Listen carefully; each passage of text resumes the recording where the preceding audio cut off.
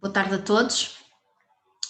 Meu nome é Ana Luísa, sou assessora da direção da APN, da Associação Portuguesa de Neuromusculares, e em nome da direção da APN cumpre-me dar-vos as boas-vindas a este webinar. Este será o primeiro de um ciclo de sessões que iremos realizar dedicadas à análise de fenómenos da violência na deficiência. Como sabem, a deficiência está entre os diferentes fatores que podem aumentar a exposição de uma pessoa a atos de violência. Estes atos de violência podem ocorrer de uma forma isolada ou em conjunto e manifestar-se de diversas formas, quer seja violência física, psicológica, violência sexual, violência económica ou financeira, negligência, abandono, entre outras. Ao longo dos últimos 2 anos, a APN tem assistido a um aumento de narrativas de fenómenos de violência que envolvem diretamente as pessoas com deficiência e incapacidade, sejam elas no papel de vítimas e também de agressores, e também os seus cuidadores familiares nas mesmas condições. Considerando por isso a gravidade desta questão e a relevância para o avanço na construção de uma sociedade que respeite e garanta os direitos de todos, consideramos imperioso refletirmos sobre esta temática. E por isso, começamos hoje com este primeiro webinar, subordinado ao tema Violências na Deficiência, Mitos e Estereótipos. Gostaríamos de endereçar um agradecimento especial aos oradores desta tarde, que tão espontaneamente aceitaram o nosso convite para abordar esta temática, nomeadamente a doutora Paula Campos Pinto, que é coordenadora do Observatório da Deficiência e Direitos Humanos, a doutora Rita Bessa, que é coordenadora do Polo de Formação do Porto, Associação de Apoio à Vítima, a doutora Teresa Santelmo, que é responsável pela Comissão de Prevenção e Tratamento de Situações de maus tratos a pessoas com deficiência e ou multideficiência da APPA-CDM Sabrosa em Vila Real. Um agradecimento também não menos especial para a doutora Anabela, que irá moderar esta sessão. Gostaria de agradecer também a todos os elementos da equipa técnica da APN que organizaram este webinar e, por fim, um agradecimento aos cerca de 400 participantes inscritos com um desejo de uma excelente tarde de trabalho. Peço ainda que vocês identifiquem e nomeiem os vossos dispositivos de uma forma correta, a fim de identificarmos facilmente o vosso nome para a emissão posterior do certificado de participação. Peço desculpa. Sobre a doutora Anabela também tenho umas pequenas palavras a dizer. Ela vai moderar então esta sessão. Ela é licenciada e mestre em Educação Social, especialização em Intervenção Comunitária. Atualmente encontra-se a exercer funções de coordenadora no Centro de Intervenção Comunitária do Centro Social de Paramos e do Espaço Bem Me Quer, enquanto estrutura de atendimento a vítimas de violência doméstica de Espinho. É representante das IPSS e vice-presidente da Comissão de Proteção de Crianças e de Jovens, também de Espinho.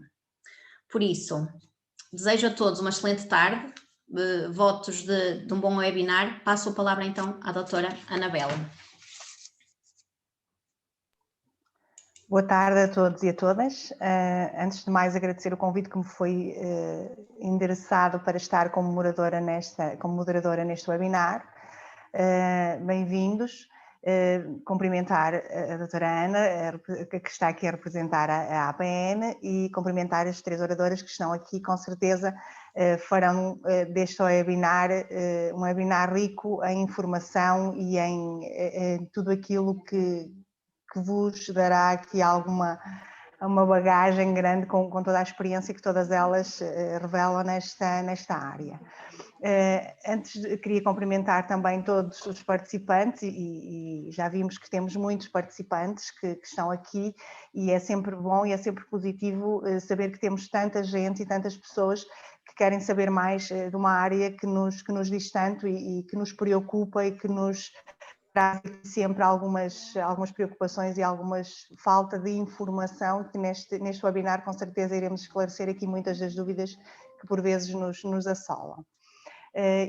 Eu queria só deixar aqui 2 palavras. Vamos dar início a este webinar e sempre que tiverem alguma questão, para conseguirmos controlar melhor toda esta informação, uma vez que são muitos participantes, eu queria que deixassem as vossas questões por escrito no Q&A que está aqui no fundo do vosso ecrã, conseguem encontrar, e vamos então começar. Eu vou fazer uma pequena apresentação do programa e do que é que vai acontecer, apesar de todos já terem acesso ao programa.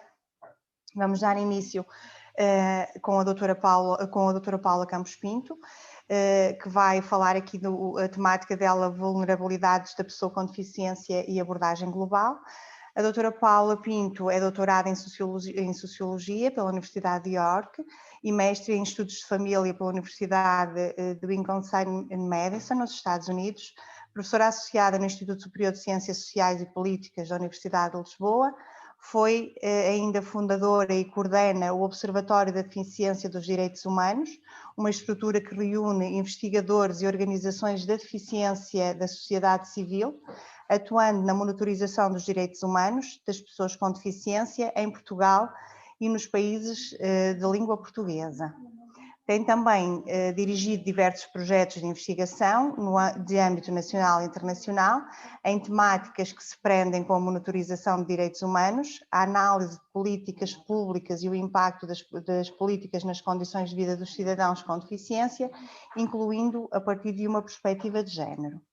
É autora de diversas publicações nacionais e internacionais, onde tem abordado temas como a deficiência, as políticas públicas, os direitos humanos e as questões de género. Vamos passar então a palavra à doutora Paula Campos Pinto, que dará início e será a primeira oradora daqui do nosso webinar. Doutora Paula. Muito obrigada, doutora Anabela. Muito boa tarde a todas e a todos.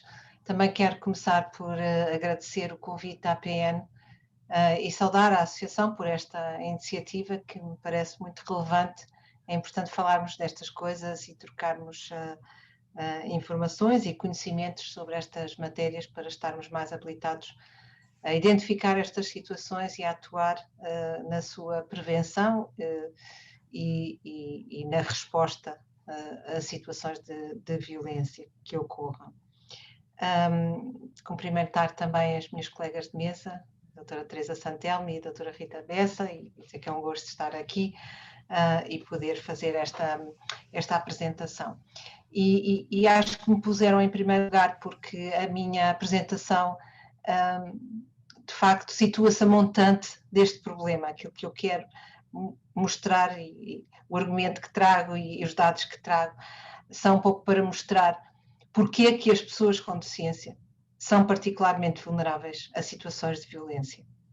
Portanto, eu não vou falar de violência per si, nem trazer dados sobre a exposição ou a situação da violência concretamente, mas sim sobre aquilo que causa, que pode ser um fator explicativo dessa situação de vulnerabilidade à violência. Então vou partilhar aqui a tela. Creio que já estarão a ver a apresentação. Por isso o título, Vulnerabilidades da pessoa com deficiência, abordagem global. E estes dados que trago baseiam-se muito, naturalmente, no trabalho que muitas e muitos de vós já conhecerão, do Observatório da Deficiência e Direitos Humanos, que publica todos os anos um relatório com indicadores de direitos humanos das pessoas com deficiência. Mas antes de falar, de apresentar esses dados, referir apenas aquilo que também muitos já conhecem, que são os dois grandes modelos de abordagem à deficiência. Durante grande parte do século XX, um modelo que preponderava era o chamado modelo individual e biomédico, que via, de facto, a deficiência como o problema.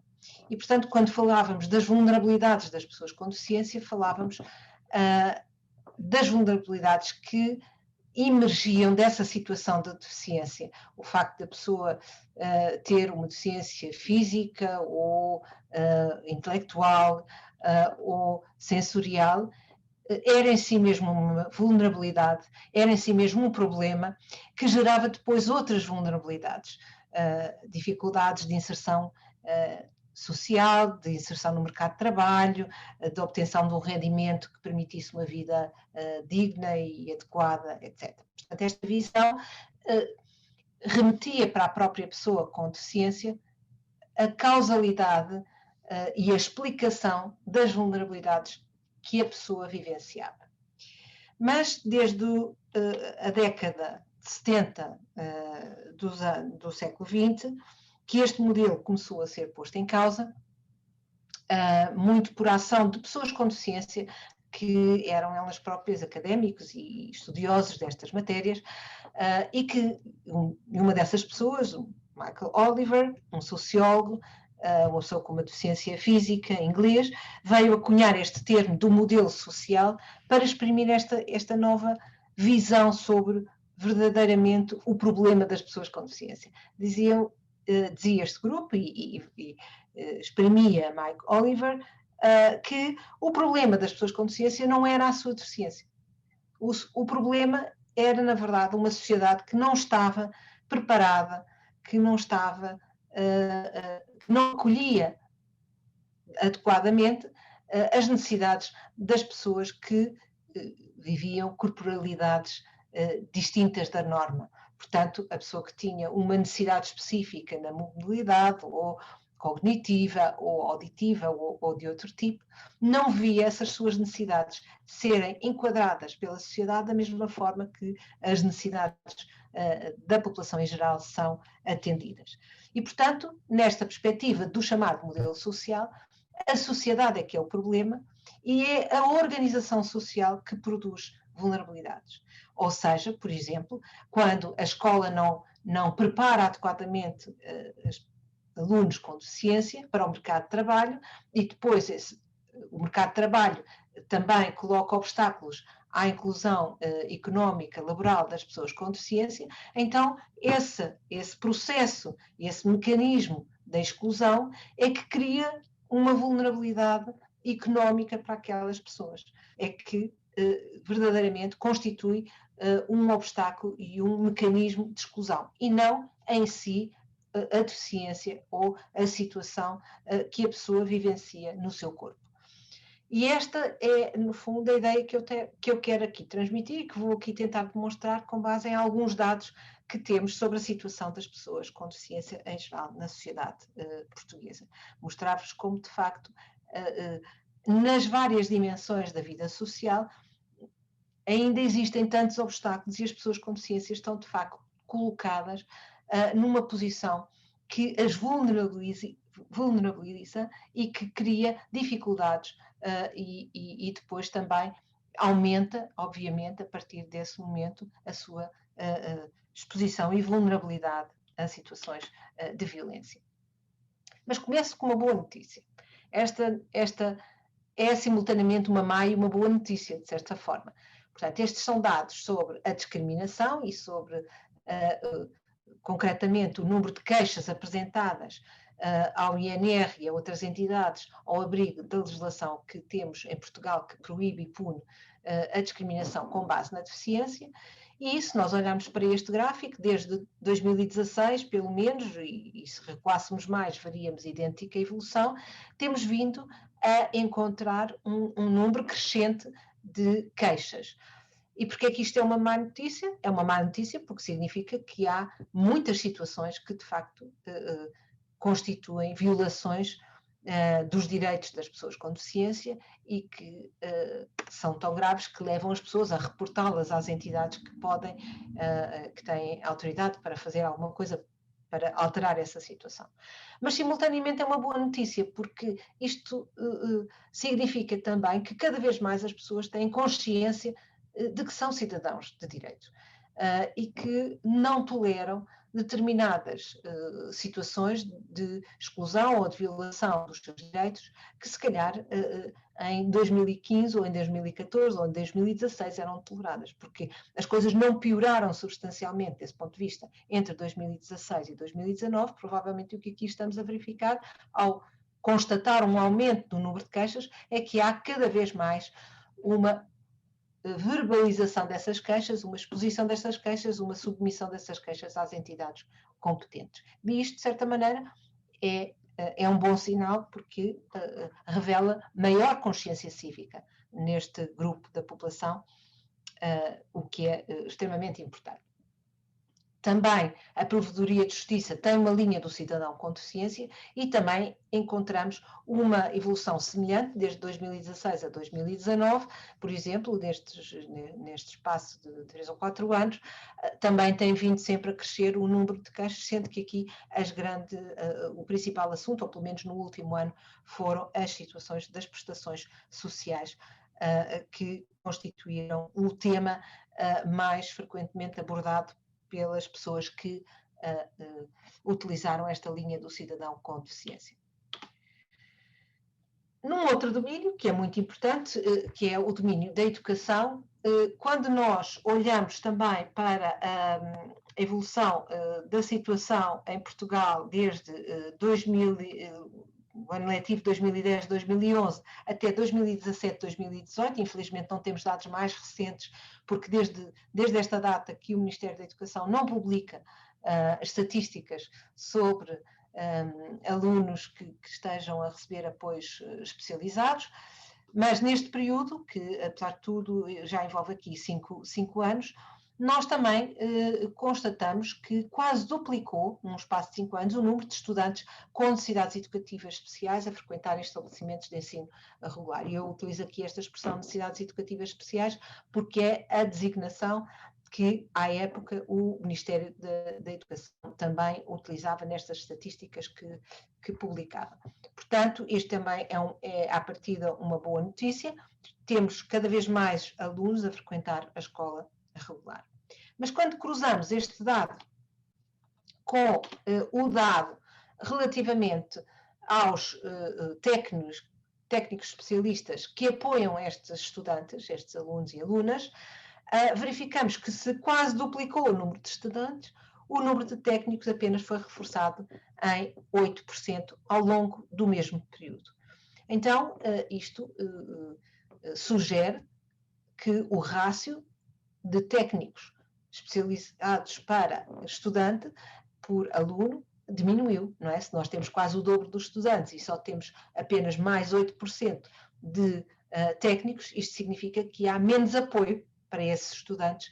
Portanto, apesar de eles estarem em maior número nas escolas, provavelmente estão com menos apoios do que estavam no início deste processo de inclusão. Ora, menos apoio pode traduzir-se eventualmente, é uma hipótese que teria que ser comprovada também por outro tipo de análise de dados que estes não nos permitem concluir, mas é uma hipótese que é legítimo levantar. Se há menos apoios, talvez a educação não tenha a mesma qualidade que teria e que terá a educação que é prestada e de que beneficiam os outros alunos da escola. Portanto, começamos aqui a verificar alguma discrepância em termos daquilo que é a oferta educativa para a população em geral e daquilo que é necessário para uma oferta educativa de qualidade para a população com deficiência. E este outro gráfico é talvez revelador também um pouco desta nossa hipótese. O que é que este gráfico nos mostra? Mostra-nos a taxa de abandono escolar precoce. O que é a taxa de abandono escolar precoce? É atingir uma determinada idade sem concluir a escolaridade obrigatória e abandonar a escola sem concluir essa escolaridade obrigatória, que agora, como sabemos, é de 12 anos.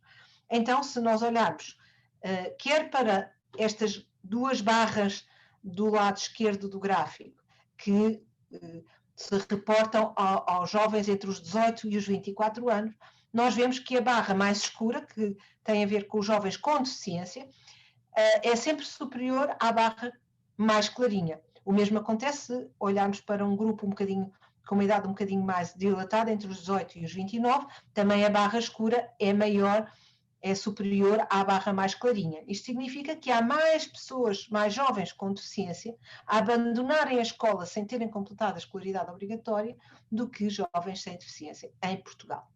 E depois este pontinho preto aqui no meio significa a média europeia, portanto, há sempre mais jovens portugueses mais jovens com deficiência do que sem deficiência a abandonar a escola antes de completar a escolaridade obrigatória, como estamos em ambos os grupos um bocadinho acima, e aqui bastante acima, da média europeia, quando nos comparamos com os outros países da União Europeia a 27.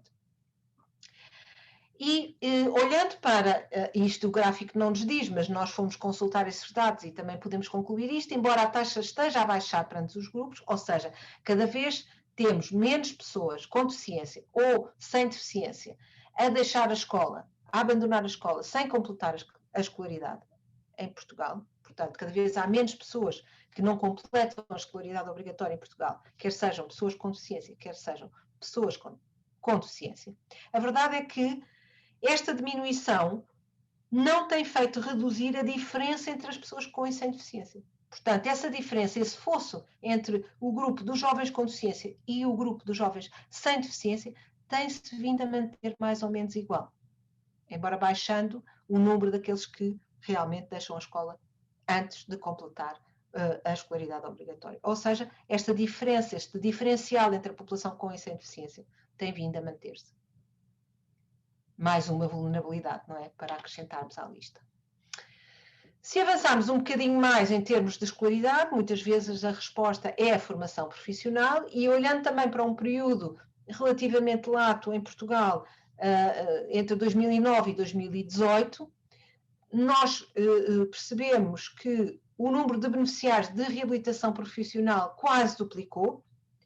Portanto, entre 2009 e 2018, tínhamos em 2009 cerca de 17 mil pessoas com deficiência em formação profissional. Em 2018 tínhamos já 32 mil, portanto um número muito superior. Mas, mais uma vez, quando olhamos para o outro lado da equação, ou seja, qual é que é o investimento do Estado nesta formação?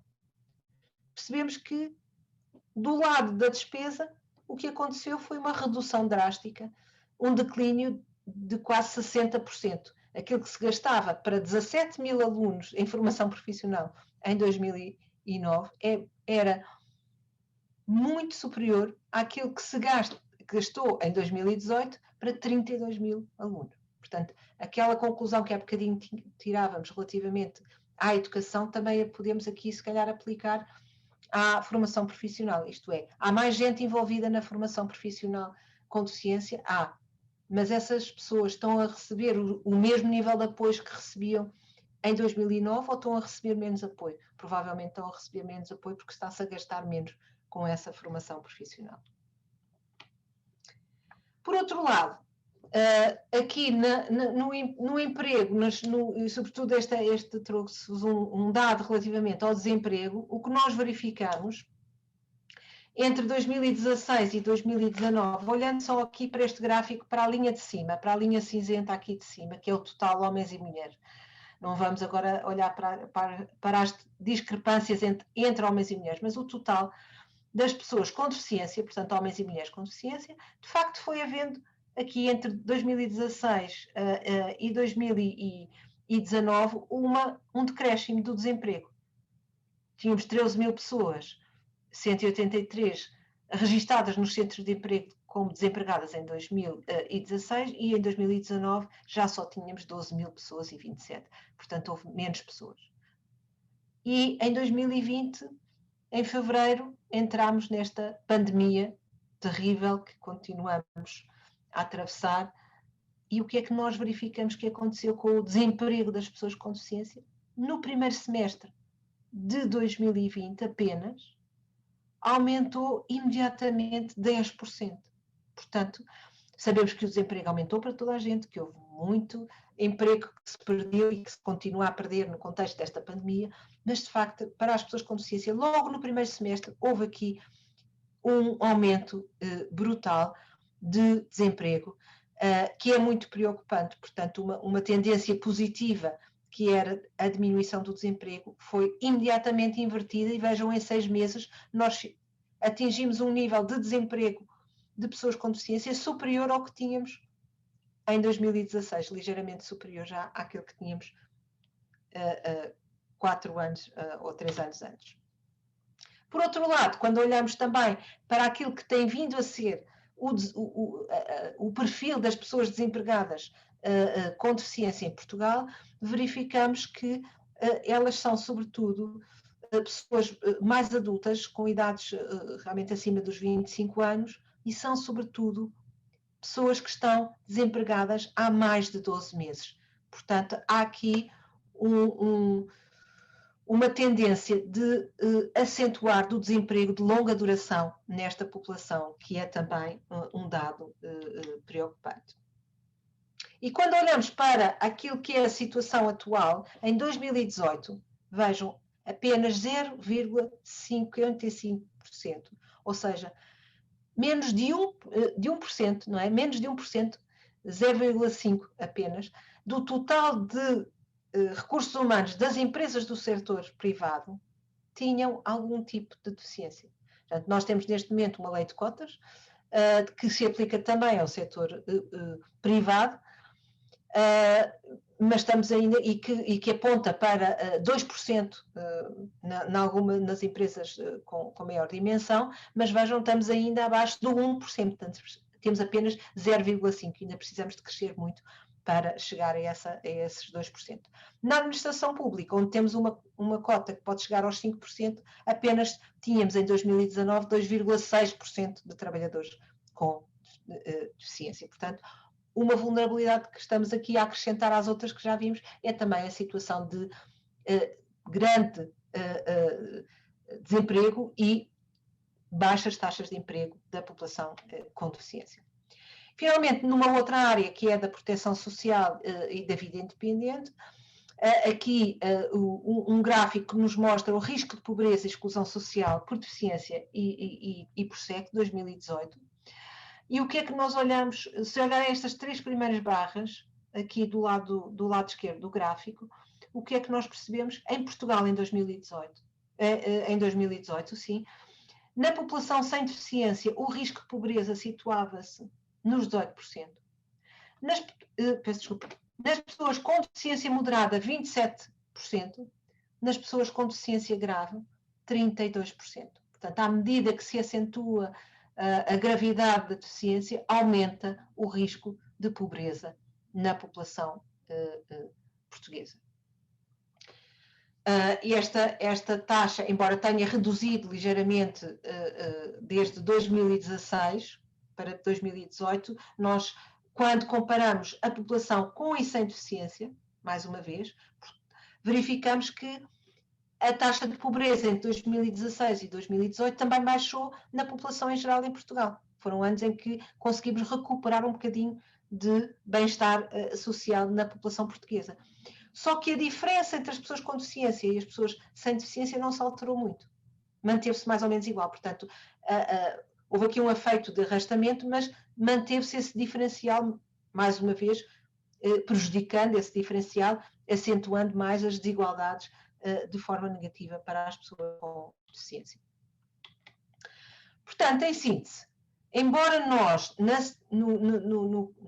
após a adesão à Convenção dos Direitos das Pessoas com Deficiência em Portugal, tínhamos tido alguns avanços legislativos que foram muito importantes nesta área, como a introdução do modelo de apoio à vida independente, da prestação social para a inclusão, que é baseada numa nova filosofia de legislação que promove a educação inclusiva, de legislação que também substitui o regime de interdição pelo Estatuto do Maior Acompanhado, que introduz cotas no setor privado. Tivemos, de facto, todos estes avanços. Mas, apesar destes avanços, o que nós percebemos é que as tais vulnerabilidades sociais, económicas, na educação, no emprego, nas condições de vida, nos rendimentos das pessoas com deficiência, mantiveram-se quase inalteradas. E, em alguns casos, até agravaram-se as desigualdades para com a população com deficiência, sem deficiência. E é claro que no cenário de crise social, económica e sanitária que estamos a viver associada à pandemia, gera-se aqui um contexto favorável para exponenciar todas estas vulnerabilidades. Ora, as vulnerabilidades sociais e económicas das pessoas com deficiência podem aumentar o seu risco de exposição à violência. Porquê? Porque têm menos armas, menos capacidade de se defender, têm menos acesso aos recursos que promovem essa autonomia e essa capacidade até de formular uma queixa e, portanto, estão, de facto, numa situação também de maior risco de violência. Mas temos aqueles dados positivos que enunciei no início, de eventualmente uma maior consciência sobre os direitos que lhes assistem, uma maior consciência também e informação sobre os mecanismos que estão à sua disposição, nomeadamente mecanismos legais para defender e promover esses direitos e, portanto, o esforço tem que ser no sentido deste continuado empoderamento e capacitação das pessoas, das famílias, das associações, e por isso saúdo mais uma vez esta iniciativa que se enquadra justamente nesse tipo de esforço, porque são ações destas que podem também ser um contributo muito importante para combater as violências sobre as pessoas com deficiência nas suas múltiplas dimensões. E ficaria por aqui. Os dados que apresentei são dados dos relatórios de 2019 e 2020, que se encontram disponíveis no site do Observatório da Deficiência e Direitos Humanos, que vos deixo também aqui o link para aceder. Muito obrigada. Muito obrigada, doutora Paula. Foi um gosto ouvi-la e é sempre bom ouvirmos estas experiências e esta partilha de quem tem uma vasta experiência, um vasto conhecimento nesta área. Muito obrigada. Vamos agora passar a palavra à doutora Rita Bessa. A doutora Rita Bessa, que nos vai falar sobre as diferentes violências. A doutora Rita Bessa é licenciada em Psicologia desde 2007, que colabora com a Associação Portuguesa de Apoio à Vítima, onde desempenhou funções de gestora de gabinete de apoio à vítima de Tavira, diretora técnica do Centro de Acolhimento e Proteção de Vítimas de Tráfico de Seres Humanos e coordenadora do Polo de Formação do Algarve. Entre julho de 2018 e agosto de 2020, é assessora técnica do Gabinete de Apoio à Vítima no Porto. Atualmente desempenha funções de coordenação da equipa móvel de apoio à vítima e de coordenação do Polo de Formação do Porto desde julho de 2018 e assessora na área do tráfico de seres humanos e apoio no fundraising da região Norte. Frequentou diversos cursos de formação na área de vitimologia e tem experiência formativa na área do tráfico de seres humanos, violência doméstica e igualdade de género. Seja bem-vinda, doutora Rita, e agora vamos ouvir a sua parte, por favor. Então, muito obrigada. Antes de mais, gostaria de agradecer à APN pelo convite que me foi feito. Eu já trabalhei mais a nível da delegação do Norte, diretamente já tivemos processos de apoio em conjunto, e a partir daí é que também fui conhecendo também um pouco o vosso trabalho e antes de mais gostaria de felicitar pelo trabalho e por esta iniciativa. Também gostaria de cumprimentar as minhas colegas, não é, a doutora Paula Pinto e a doutora Teresa Santelmo. É um gosto e também, claro, sem dúvida alguma, dar-me um agradecimento especial também à doutora Anabela Monteiro, que já conheço alguma parte do seu trabalho, porque acabo também por articular, não que agora esteja diretamente, que já não estou no Gabinete de Apoio à Vítima do Porto, mas acabamos por, no dia-a-dia, muitas vezes referenciar situações e temos aqui algum trabalho. Quando me fizeram este convite, eu fiquei assim um bocadinho, não é? Tinha tanto para falar e tanto para o dizer, não sabia muito bem como é que, diferentes tipos de violência, por isso eu vou tentar, não é, de alguma forma, abordar aqui um bocadinho a temática daquilo que é o nosso trabalho no dia-a-dia também, e vou tentar focá-lo, não é, claro, naquilo que nos traz cá hoje, um bocadinho os tipos de violência, que a minha apresentação vai ser mais nesse sentido, não é? Vai se sobressar sobre os tipos de violência contra as pessoas portadoras de algum tipo de deficiência ou de algum tipo de incapacidade, que acaba por ser, como a doutora Paula também disse, além de nós sabemos, essencialmente, que as vítimas, neste caso de crime, neste caso específico de violência, não é? Qualquer tipo de violência, qualquer vítima, não é? Tem as suas vulnerabilidades específicas e ainda como há pouco disse, o facto de uma pessoa adulta ou uma criança ou um idoso ou idade ser portador de uma deficiência ou de algum tipo de incapacidade, acaba por tornar, sem dúvida alguma, uma dupla, como é que costumamos chamar, vulnerabilidade, estão ainda especialmente vulneráveis e estão, de alguma forma, é maior o risco neste tipo de situações, e quando nós temos que também intervir e não intervimos de forma isolada, sem dúvida alguma, é muito importante a intervenção com todas as instituições e principalmente as instituições que trabalham diretamente com esta população, porque sozinhos, de forma isolada, mesmo a APAV não consegue qualquer fazer trabalho, por isso também é um trabalho, sem dúvida alguma, em rede. Eu vou compartilhar aqui, tentar compartilhar aqui uma breve apresentação que eu fiz, só assim para falar um bocadinho. E assim, pronto. Aqui. Vou acabar, pronto, por explicar um bocadinho, não é? Uma vez que temos tantos participantes, que também acabo por já boas-vindas, não é? A todos, e é com grande, felicita muito ver tantas pessoas a participarem, ainda por cima num sábado à tarde, que às vezes torna-se assim um bocadinho difícil, mas isso significa que o tema é bastante interessante e envolve assim. Eu vou acabar por também, gostaria só de dar a conhecer assim de uma breve geral, de uma forma resumida, um bocadinho o que é que a APAV faz e onde é que nós já estamos, não é? Só também para perceber a nossa intervenção com vítimas de crime. Pronto, a APAV é uma instituição de solidariedade social, sem fins lucrativos, que existimos há 30 anos, que existimos de âmbito nacional de norte a sul do país. Neste momento, claro que a nossa missão prioritária é apoiar vítimas de crime, isto é, independentemente do crime que o seja, não estamos muito, as pessoas associam-nos muito à violência doméstica, mas nós apoiamos qualquer tipo de crime, não só a vítima direta, mas também amigos ou familiares que diretamente ou indiretamente sejam vítimas desse crime.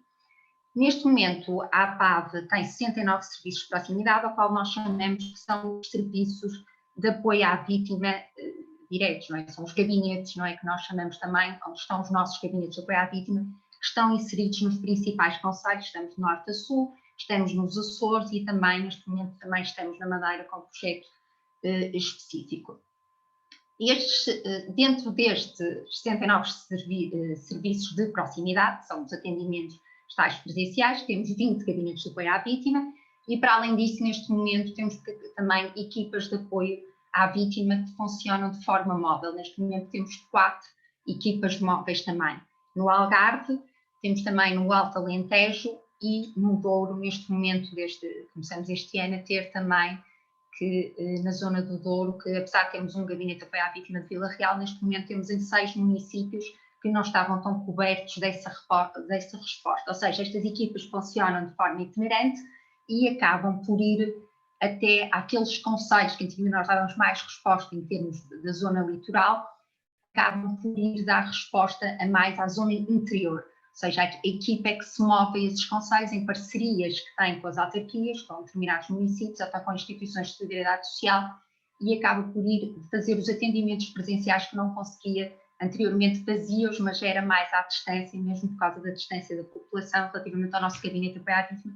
Por isso é que surgiu essa necessidade e existem essas equipas de apoio à vítima. Para além disso, também existe uma analísia do texto. Depois temos 31 polos de atendimento itinerante, que são estes, não é, que acabam por estar em várias zonas daquilo que eu fui falando, do Alentejo, da Lesíria, do Tejo e também do Algarve e também neste momento no Douro.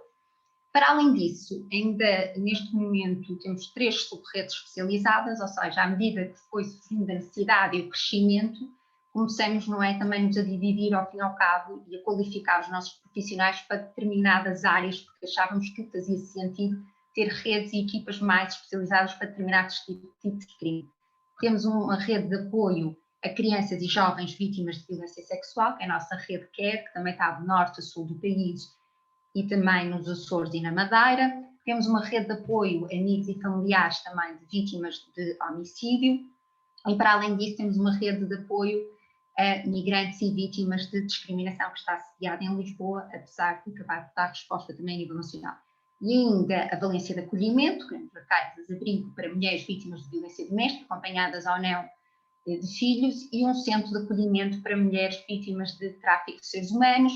E ainda temos um serviço, que é a linha de apoio à vítima, que é um serviço à distância, de apoio à distância, ao qual nós temos esta linha, que é o 116-066, que funciona todos os dias úteis, é uma linha gratuita, que ao fim e ao cabo funciona como um call center, ao fim faz uma triagem a nível nacional e depois reencaminha para os serviços de proximidade e também a linha de internet segura, que também é gerida neste momento por nós. Só assim para fazer assim um bocadinho daquilo que nós fazemos e o que é a nossa intervenção também nesta área, não só da violência e noutros domínios.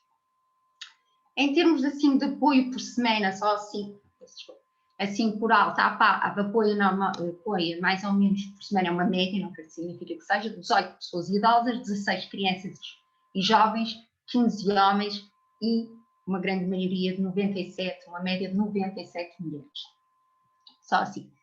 Eu trouxe assim um bocadinho aqui o conceito da violência, porque achei que fazia um bocadinho de sentido, e também já que estamos a falar hoje de violência, só assim antes de me debruçar, não é, das violências contra, de alguma forma, as pessoas portadoras de deficiência ou de alguma incapacidade.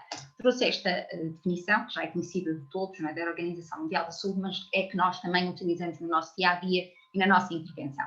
Claro que quando nós falamos de violência, se refletimos um pouco, pensamos, não é, que de alguma forma é um uso intencional, não é? É alguém, pode ser uma pessoa ou várias pessoas contra um ou outro em situação de maior, normalmente, vulnerabilidade, submissão, que usa o quê? A força física, o poder, o real, a ameaça contra alguém ou um grupo de pessoas, que causa danos a diversos níveis, não é? Danos morais, danos psicológicos e também poderá causar, de alguma forma, danos físicos. E que acaba por ter aqui, não é, todo um dano a nível do quê? Do próprio crescimento, do próprio desenvolvimento, tanto emocional, tanto cognitivo, como físico. Achei que fazia algum sentido trazer aqui só assim um bocadinho para nós refletirmos e pensarmos um bocadinho o que é isto da violência. Relativamente ao tipo de violência contra pessoas com deficiência, claro que na área da violência nós temos, não é? À base nós trabalhamos com vítimas de crime. Obviamente que há diferentes tipos de crime, não é? Perpetrados contra as pessoas também que são portadores de deficiência ou algum tipo de incapacidade. Claro que há desde, nós temos a violência doméstica, que poderíamos falar e debruçar-nos aqui também um pouco, só que não há tempo para isso, não é? Que é um tipo de violência que também existe, a ofensa de integridade física, desde uma ameaça, desde outro tipo de crimes, ou seja, há variadíssimos crimes. Eu, assim, de uma forma geral, fiz uma súmula daquilo que nós, de alguma forma, atendíamos e que também acompanhamos em pessoas que eram portadores de alguma deficiência, não é? Desde motora, desde auditiva, ou de multideficiência, ou até intelectual, ou mesmo de algum tipo de incapacidade, e acabei por trazer aqui uma súmula dos tipos de violência que, de alguma forma, nós acompanhamos. Não significa que estas vítimas que nós acompanhamos, não é?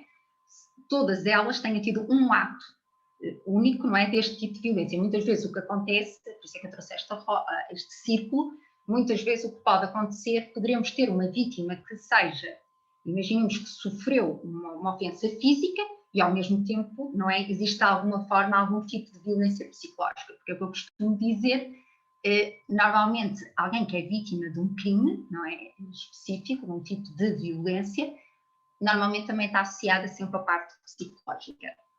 Dentro deste tipo de violência, por isso eu trouxe a física, a sexual, que é um bocadinho também acontece frequentemente, nós temos bastantes casos de situações de pessoas portadoras de alguma incapacidade e que foram vítimas de violência sexual, tanto no contexto familiar, que isto também é importante compreender, temos situações que nos são referenciadas no contexto familiar, até situações de violência doméstica, mas também temos situações fora do contexto familiar, ou seja, pessoas conhecidas, desconhecidas, amigos que perpetram essa violência e também a nível institucional, ou seja, também temos cuidadores formais e cuidadores às vezes também informais.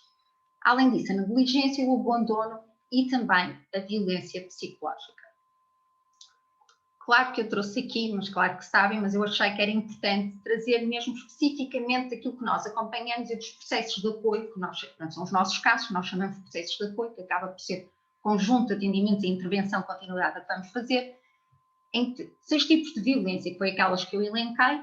Relativamente à violência física, claro que sabemos que é qualquer ato intencional ou não, pode ser isolado ou não, que eu disse que normalmente aconteceu nestas situações, e muitas destas situações que nós temos e que acompanhamos havia este tipo de violência física, desde queimaduras, desde algumas situações de fraturas, feridas, pronto, e há esta, né, desde as bufetadas, os pontapés, os murros, que acaba por ser descrito ou pela própria vítima, que normalmente até nem é a própria vítima, que nos pede ajuda, neste caso específico, pessoas que são portadores de deficiência ou incapacidade, ou é alguma instituição que entra em contacto connosco diretamente, ou por telefone, ou por e-mail, ou mesmo para saber o que é que se pode fazer neste tipo de situação, como é que em articulação poderíamos ajudar, como no caso, estou a dar o exemplo da APN, que já nos contactou, relativamente a uma outra situação, e nós aqui de alguma forma articulamos e fazemos esta intervenção conjunta, por isso é que eu desde logo no início disse que isto não é um trabalho isolado, tem que ser uma intervenção em rede, ou ameaçar, usar a força física ou agressão. Em termos sexuais, claro que é qualquer comportamento que implica de alguma forma a autodeterminação sexual. Temos alguns exemplos de práticas de abusos sexuais contra crianças que seriam portadoras de algum tipo também de incapacidade, violação também temos em adultos, coação sexual e diversionismo, entre outras condutas, todas de caráter, muitas vezes sexual. Ainda relativamente à negligência que acontece frequentemente, a incapacidade muitas vezes que está em satisfazer aquelas necessidades que nós consideramos fundamentais para o bem-estar e para não é, da pessoa portadora, ao fim e ao cabo, da deficiência, desde a nível físico, desde a nível psicológico e desde a nível social. Aqui eu ponho que o alegado agressor ou agressora que perpetra, né, que pode ser em termos de contexto familiar, como eu elenquei, ou fora até do contexto familiar, pode ser tanto ativa como passiva. Ou seja, pode ser com intenção, nós temos situações em que agressores, o alegado agressor ou agressora até é com intenção, e pode ser de uma forma passiva. Ou seja, não existiu a intenção, simplesmente não sabe como o fazer.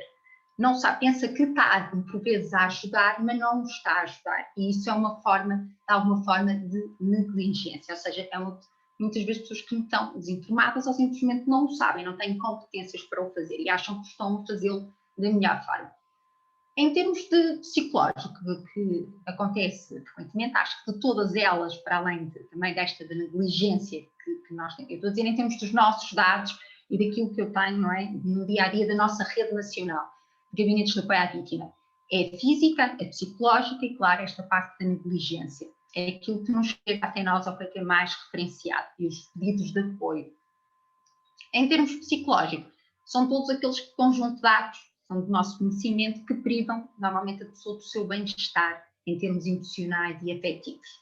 Desde atos de intimidar a outra pessoa, desde humilhar, desde a chantagem emocional, muitas injúrias também, não serves para nada, és um empecilho, ou mas és uma empecilha, és um cargo na nossa vida, e entre isto depende muito de onde é que é perpetrada a violência, se é em contexto familiar, se não é em contexto familiar, quem é o agressor, também depende do tipo de agressor, logo isto diferencia caso para caso. Ainda relativamente ao abandono, que é como a palavra diz, está muito relacionado com qualquer tipo de comportamento que implica o abandono total, desde situações de dificuldade, desde isolamento social, etc. E depois temos também uma parte que nos acontece, que também nos sucede, às vezes são questões em termos de violência económica e violência financeira. Qualquer comportamento de alguma forma que vise, não é, um impedimento, controle dos seus bens, inapropriação, uma exploração danosa que acaba por acontecer frequentemente. Isto basicamente são os 6 tipos de violência que nos chega aqui. Isto é intrafamiliar, extrafamiliar e também, ou seja, não falamos só aqui do crime de violência doméstica, estão aqui outros crimes, não é? Outros tipos de crimes envolvidos, porque também iríamos falar de violência no geral. Em relação a quem é vítima, assim de uma forma muito genérica, também estou a citar genéricos, não é? Como a Organização Mundial de Saúde diz, 15% da nossa população equivale mais ou menos mais que 1 bilhão de pessoas, sofre de alguma forma de incapacidade. Por isso, de alguma forma, também para nós percebermos aqui, tanto crianças como pessoas adultas portadoras de deficiência, como eu disse no início, a doutora Paula também já tinha dito, não é? De alguma forma apresentam riscos mais elevados de vitimação em relação às pessoas adultas ou crianças que não são portadoras de alguma forma de deficiência. E isto também são dados que acho que é interessante saber, porque isto tem a ver com os fatores de risco, e nós também trabalhamos com fatores de risco e fatores de proteção, e mesmo temos que avaliar, não é? De alguma forma avaliamos o risco para conseguirmos fazermos uma intervenção, não é, qualificada, mesmo com estas pessoas também portadoras de deficiência ou de incapacidade. O risco de uma criança portadora de uma deficiência ser vítima é 4 vezes superior a uma criança sem deficiência. destaca-se, no nosso caso específico, destacamos também a deficiência intelectual em crianças, e o risco de pessoas adultas com deficiência é 1,5 vezes superior ao risco por pessoas adultas sem incapacidade. Acho que também é um bocadinho importante perceber aqui um bocadinho. Nós, no nosso caso, relativamente, eu não tenho dados estatísticos aqui, porque as nossas estatísticas também saem em fevereiro, não é? Quer dizer, já deviam ter sido, estão a sair agora em março, e eu não tenho especificamente, não é, estatísticas específicas relativamente a vítimas, não é, de violência, portadoras, de deficiência ou incapacidade, mas tenho assim de uma forma genérica, por isso é que também estava a falar assim mais genericamente. Qual o impacto que isto tem nestas vítimas? Claro que este impacto é variável, não é? Ou é agravado ou atenuado, dependendo de diferentes fatores, não é? Um bocadinho, não é? Depende não só das próprias variáveis individuais, não é? Cada vítima é uma vítima, tem os seus condicionantes, tem as suas características pessoais, depende da idade, depende também do tipo de incapacidade, ou do tipo, não é? De deficiência ao fim e ao cabo, de que é a vítima, e depois de toda a dinâmica da vitimação. Isto é muito importante, não é? Perceber a história de pré-vitimação, que tem a ver com os condicionantes pessoais da pessoa, não é? O seu percurso ao longo da vida, dependendo se é uma criança, se é um adolescente, se é um adulto, se é um idoso ou uma idosa, e o tipo de violência que foi sofrido, que tipo de violência é, desde esta violência física, desde esta violência psicológica, desde esta violência emocional ou sexual, etc., este tipo de violência, se é um ato isolado, se é um ato contínuo, e também a relação com o autor, aqui é o autor do crime, ou seja, o alegado agressor ou agressor. Que relação é que esta vítima tem, porque isto é preponderante depois para a intervenção que irá ser, se é um cuidador, por exemplo, informal ou não, se é, por exemplo, cônjuge, se não é o cônjuge, se é filho, se é filha, se é pai, se é mãe, isto também é muito importante. E se é intrafamiliar, se é institucional, etc. E todos estes fatores relativos, o contexto familiar, como é que é evidenciado, não é? Se tem algum tipo de suporte familiar, se tem suporte institucional ou não tem, e quais são os apoios que também tem, de alguma forma, em termos sociais. E também trouxe aqui alguns indicadores e sinais de vitimação que achei que tanto nós que trabalhamos diretamente nestas áreas ou indiretamente nestas áreas, ou mesmo enquanto comunidade, não é, em geral, e sociedade civil e etc., acho que é muito importante estarmos atentos a alguns sinais que nos poderão chamar por vezes a atenção. Desde hematomas que apareçam lesões inexplicáveis, nunca aconteceu até à data e começam a aparecer algum tipo de lesões, lesões em diferentes estados de evolução ou em diferentes localizações, não é, até do corpo, lesões às vezes com marcas de objeto, por exemplo, o caso de um cinto, etc., na zona genital também, que acontece frequentemente, muitas vezes explicações contraditórias face a determinado acontecimento, ou seja, as explicações são diferentes, não é, face a este acontecimento, que é uma dificuldade que por vezes estas vítimas também têm, demora na procura de cuidados médicos ou do acesso à saúde, dores na região anal ou vaginal também, interesse ou conhecimento desajustado relativamente às questões de caráter sexual, que acontece frequentemente em situações de vítimas portadoras, muitas vezes, não só de alguma incapacidade, portadoras de deficiência, e têm muitas vezes este interesse, não é, relativamente a estas questões sexuais, ou muito desajustado. Isto é muito importante estarmos atentos a quem trabalha diretamente nesta área e desmistificar um bocadinho também esta situação. E por vezes nós temos grande dificuldade, às vezes, eu acho que isto também é muito importante, não só numa vítima em geral, desacreditar, que acontece muitas vezes com as crianças, que às vezes não se acreditam naquilo que se está a dizer. Não acredito. Assim, sempre que exista uma suspeita, acho que é importante, porque assim, não somos nós que avaliamos se aquilo é crime ou deixa de ser, ou se está a não ser vítima.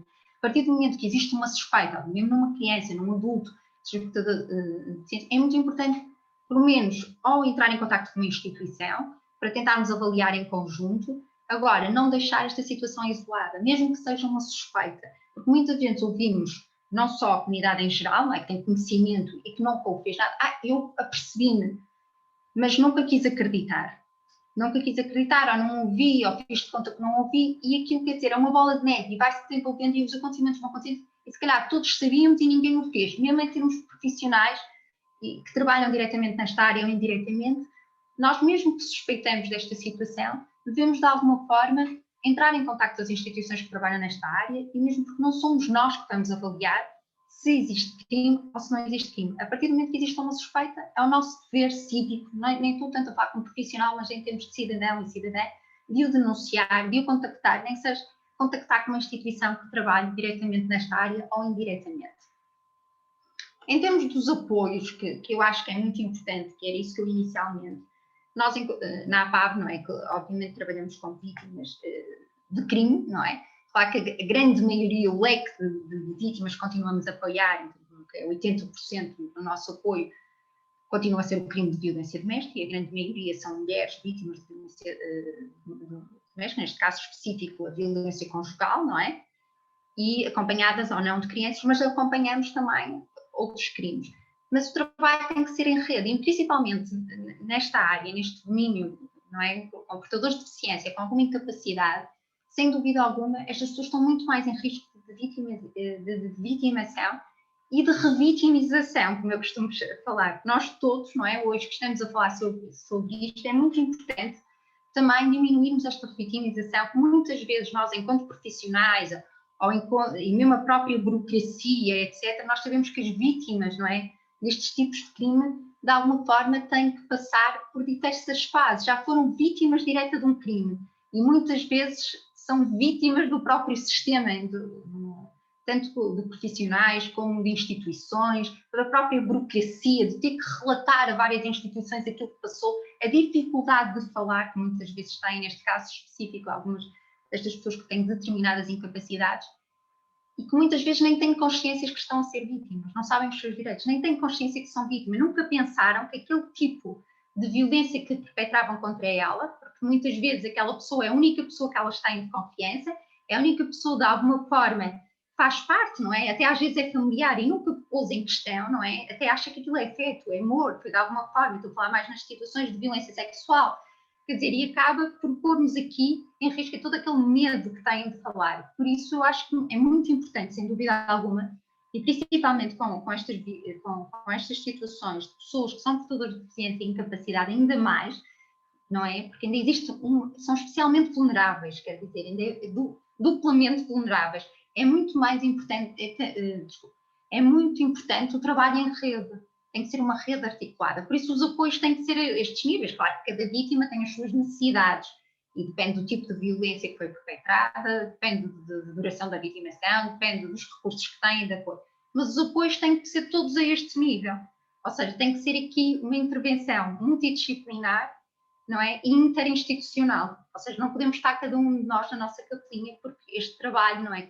Especialmente com vítimas de crime, neste caso específico com vítimas de pessoas portadoras de deficiência, tem que ser em rede, tem que ser, pronto, eu dou aqui alguns exemplos, desde os apoios especializados, que já sabemos quando existe necessidade, desde o apoio médico, o apoio psicológico, o apoio jurídico também é muito importante.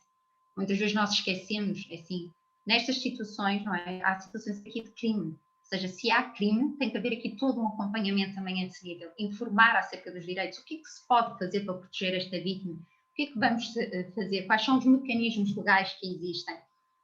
Pronto, e outras áreas, não é? Desde a parte do apoio quando é necessário o apoio domiciliar, instituições também que trabalham diretamente nesta área, desde o alimentar, o social, ou seja, isto tem que ser um trabalho todo em rede, porque esta intervenção só funciona e só poderemos, não é, zelar pelos direitos destas vítimas se for todo em rede. Pronto, eu deixo aqui alguns dos meus contactos, antes de deixar aqui, não é?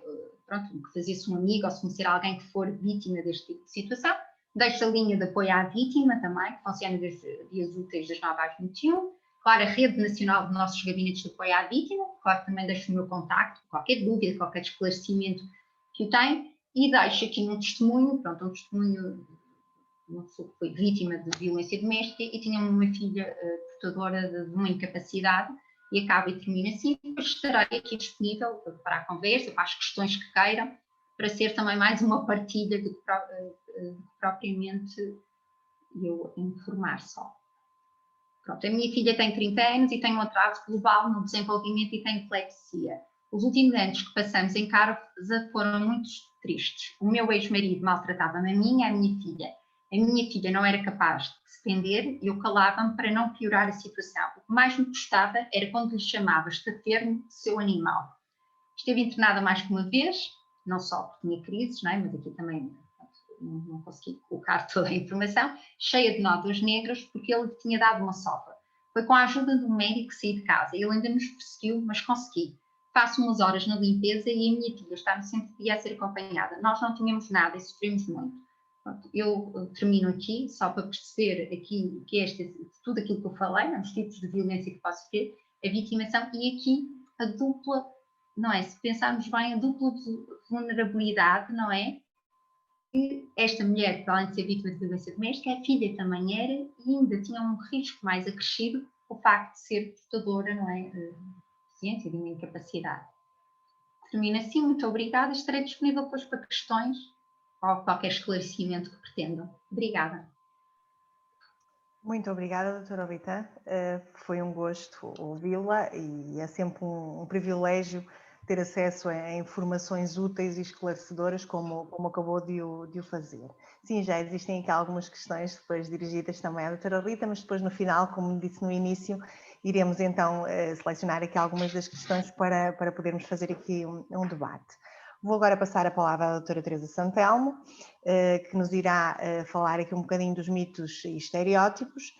A doutora Teresa Santelmo, desculpem, tem formação em Psicologia, mestrado em Psicologia da Justiça e do Comportamento Desviante pela Faculdade de Psicologia da Universidade Católica do Porto. Realizou estágio profissional de Psicologia na PPA-ACM de Sabrosa, onde atualmente exerce funções de psicóloga em 2 respostas sociais, Escola de Ensino Especial e Centro de Formação Profissional. Técnica responsável pela Comissão de Prevenção e Tratamento de Situações de Maus Tratos a Pessoas com Deficiência e ou Multideficiências, promove formações de sensibilização e de informação teórico-práticas, dirige as reuniões de equipa que constitui a Comissão, com vista a definir procedimentos e guidelines a adotar em situações semelhantes, em prol do bem-estar dos utentes e do bom funcionamento da instituição.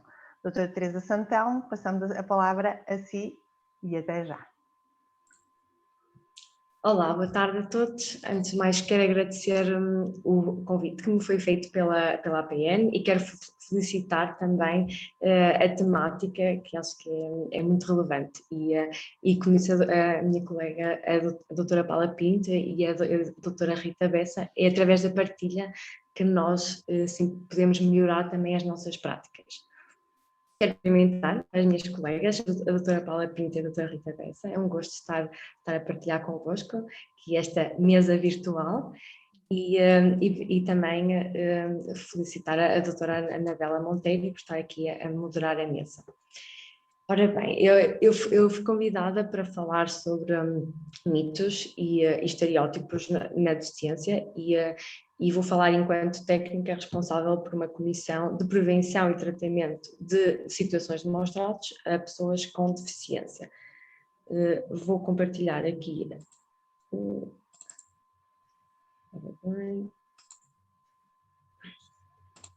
Penso que já está. Estão a ver? Sim? Pronto.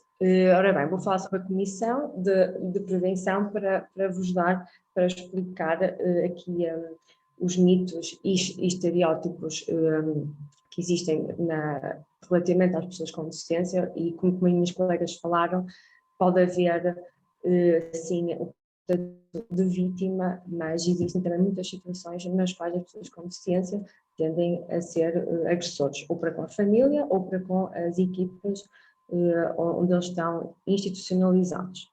Eu vou falar exatamente sobre aqui a minha instituição.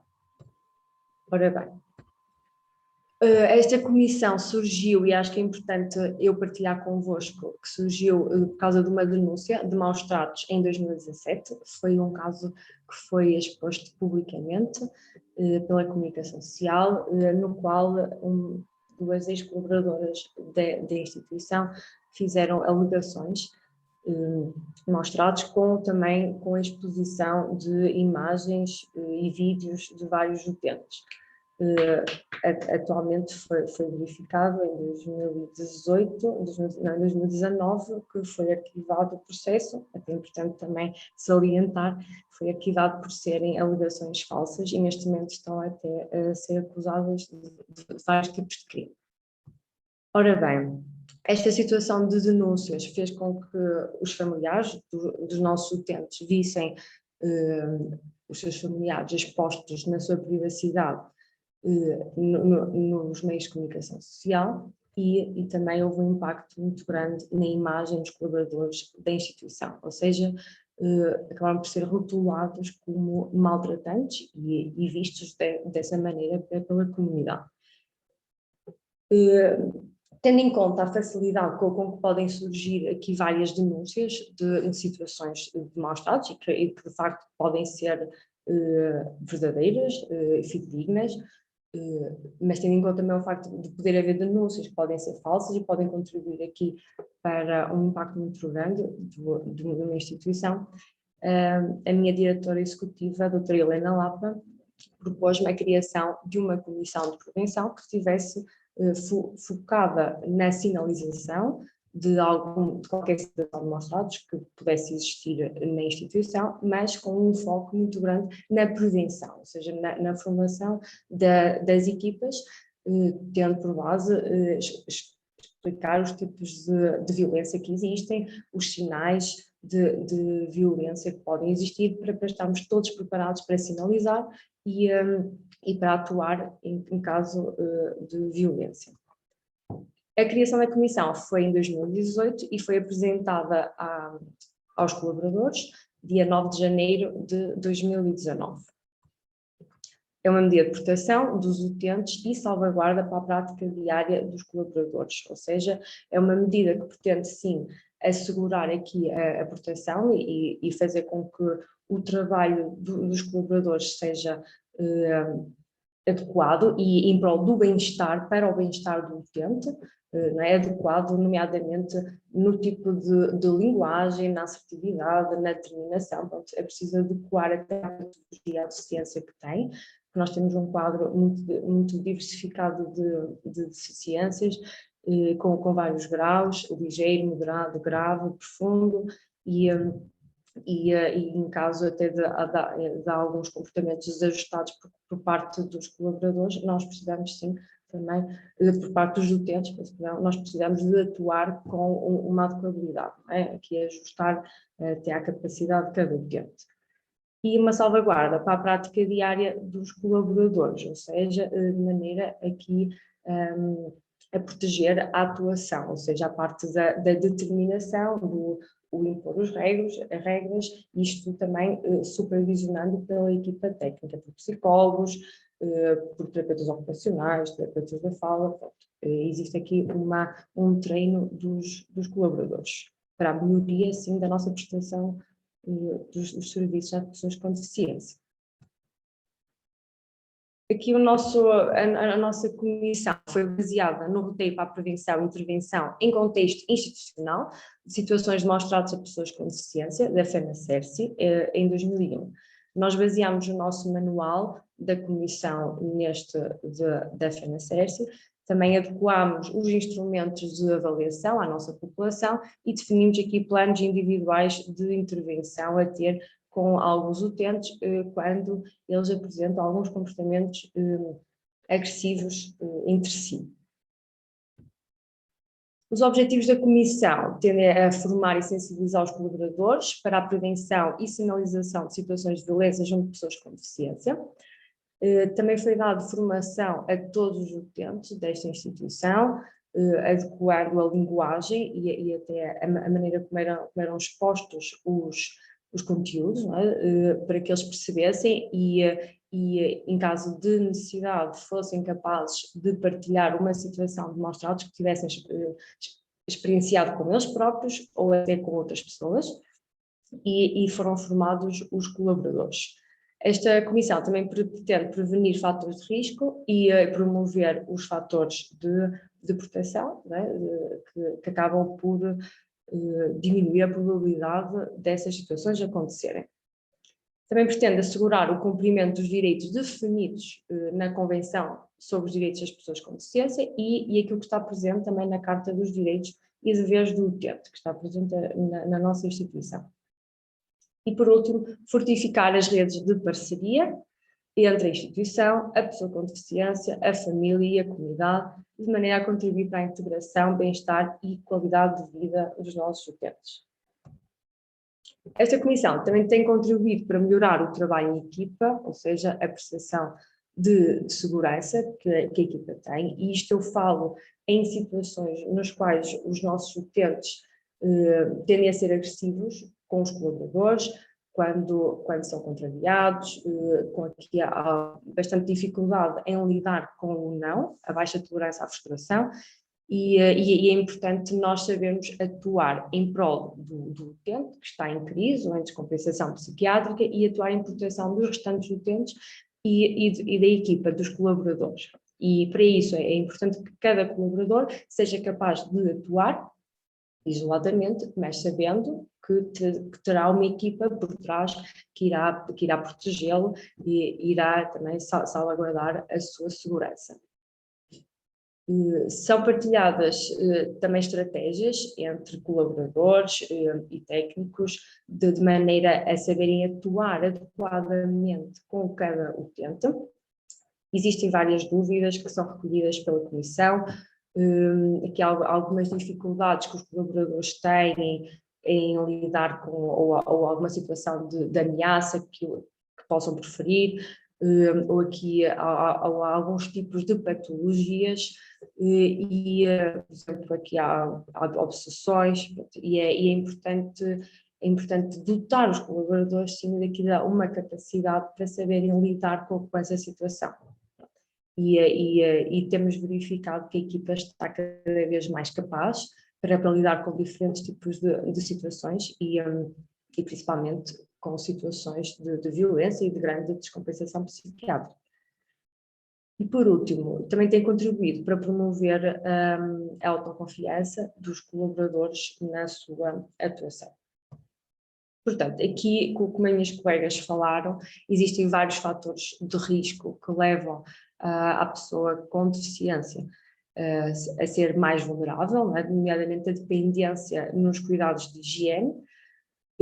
Aqui, isto eu falo a nível institucional, a dificuldade em identificar uma situação de maltrato, a dificuldade em manifestar-se, que há alguma dificuldade de memória, o discurso por vezes incoerente e que tende a ser aqui desvalorizado por isso, e isso também tem sido trabalhado nas formações, porque existe aqui um mito de que as pessoas com deficiência por vezes mentem ou manipulam em seu interesse, não é?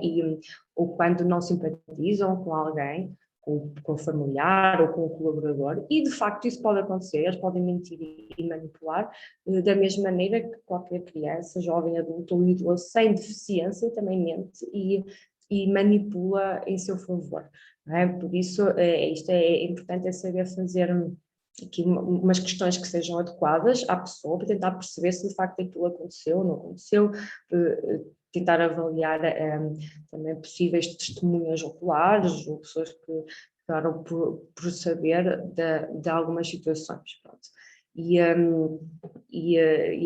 Por isso é importante nós não desvalorizarmos nunca o discurso do utente. Ele deve ser sempre valorizado, até porque vai criar aqui uma confiança do utente em partilhar connosco qualquer situação que aconteça, se ele vir que não vai sofrer represálias e nem vai estar sujeito até uma vitimização secundária. Portanto, ele vai ter disponibilidade para partilhar connosco, não é? Claro, depois disso é feita uma avaliação daquilo que aconteceu. Portanto, aqui as pessoas com deficiência, para além, são bastante vulneráveis e apresentam uma maior probabilidade de serem vítimas de maus tratos. Por outro lado, os mesmos fatores de risco, até as patologias, a deficiência mental, leva a que tenham maior dificuldade no controle de impulsos, aqui é uma baixa tolerância à frustração, o que faz com que tendem a ser agressivos.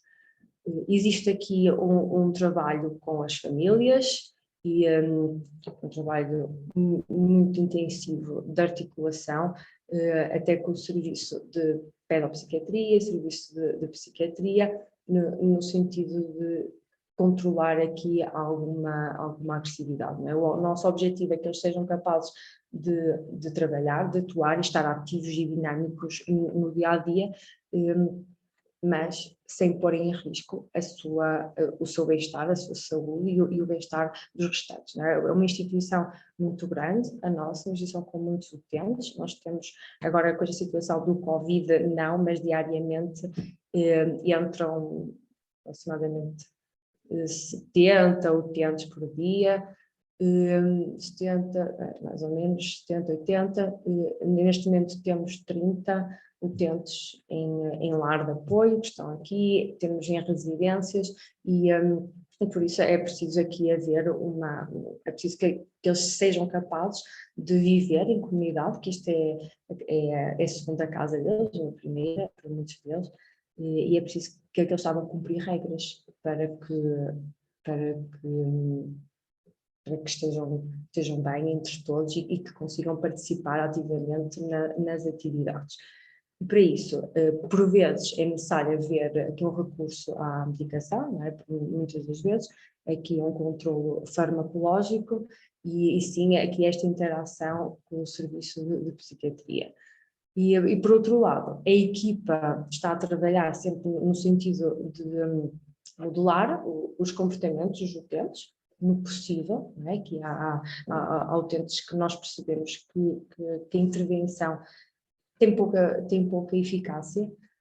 No entanto, existe uma insistência, há um treino, há aqui uma partilha imensa de toda a equipa, de maneira a não haver discrepância nas regras, nas nossas ideias. Portanto, o utente percebe que aquela indicação que lhe é dita é partilhada por toda a gente, não é? E que as regras são para cumprir. Por essa razão, esta estimulação diária, o facto de por vezes poderem fazer as coisas, depois não podem fazer outras, isto tende a levar, sim, às vezes a alguma descompensação psiquiátrica e para isso é preciso atuar. Não é? O utente pode ter aqui algum controle por causa da medicação, no entanto ele vai ter sempre aqui alguma crise, vai acabar por explodir de alguma maneira. Isso vai acontecer. Mas nós é que temos que atuar. Portanto, ele vai continuar a ter crises e nós temos que ser capazes de dar uma resposta de qualidade ao utente, a ele e aos restantes utentes. E daí ser importante também haver aqui umas formações práticas, teórico-práticas, no sentido do colaborador ser capaz de conter a agressividade sem prejudicar, sem provocar qualquer dolo, de maneira a controlá-lo até ele restabelecer o seu estado de equilíbrio. Pronto. E daí também ter sido criada esta comissão para nós salvaguardarmos o bem-estar do utente, sermos capazes de sinalizar, identificar e articular com as famílias para percebermos se eles têm boas condições em casa e se as famílias também se sentem confiantes pelo nosso trabalho, não é? Mas para além disso, aqui na instituição é muito importante nós termos capacidade de atuação eficaz e nesse controle da agressividade. Temos muitos casos, atualmente temos um caso muito recente, muito presente,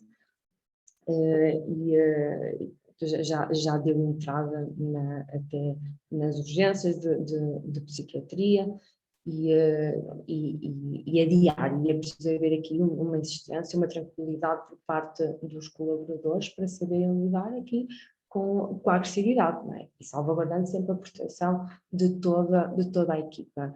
Esta comissão foi uma mais-valia para a instituição, para o bem-estar dos nossos utentes e das famílias e dos nossos colaboradores. Se os colaboradores se sentem seguros e se sentem mais confiantes para atuar em qualquer situação, de maneira a protegerem aquele utente e a protegerem os restantes, e até haver aqui uma capacidade de perceberem que um ato mais agressivo não é direcionado a ele, não é algo, não é entre colegas, mas sim entre colega e utente, portanto, entre colaborador e utente, e por isso haver aqui uma capacidade para saber lidar com um insulto, com uma ameaça, com aqui alguma agressividade, com murros, pontapés, tentativas de morder, puxar cabelos, mas tentar saber lidar com isso de uma maneira profissional. E isso tem sido muito visível e estou muito orgulhosa da nossa equipe. Acho que isto é muito importante e acho que este webinar até permitiu também dar a conhecer o outro lado, não é, da deficiência. Não é sempre assim aqui na instituição, mas que é muito presente as situações de autoagressão e de agressão a quem impõe regras, a quem diz não. E acho que é importante as pessoas também pensarem esta parte da violência, não é? De que as famílias também tendem a ser maltratadas e pedem-nos ajuda. E por essa razão muitos deles acabam por ser institucionalizados e ficam connosco, não é? Por dada a possibilidade da família ficar, não é? Que são elas que são as vítimas, neste caso, e acho que é importante também dar a conhecer um trabalho que tem sido desenvolvido para melhorar a qualidade destas pessoas com deficiência, não é? Que para além de vítimas também podem ser agressores.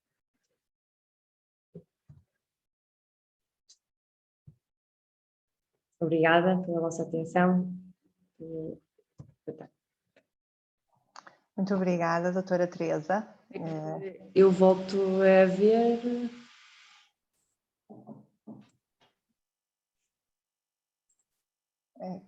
É pausar, acho. Ok. Ok, estamos a... Já está. Já está. Muito obrigada, doutora Teresa, pela sua partilha. Todas as partilhas que foram aqui sendo feitas ao longo da tarde, sem dúvida, têm tido aqui uma importância extrema. Eu vou falar agora, dirigir-me aos participantes. Nós temos aqui algumas questões, como devem imaginar, não vamos conseguir colocá-las todas. Eu fui selecionando aqui 1 ou 2 questões para cada uma das oradoras. Espero que correspondam às vossas expectativas e pedimos desculpa por não conseguir responder a todas, mas, no entanto, vamos aqui selecionar. Eu vou começar aqui uma questão dirigida à doutora Paula Pinto. Deixe-me só um bocadinho aqui para eu colocar aqui, que é colocada pelo Nuno Meireles.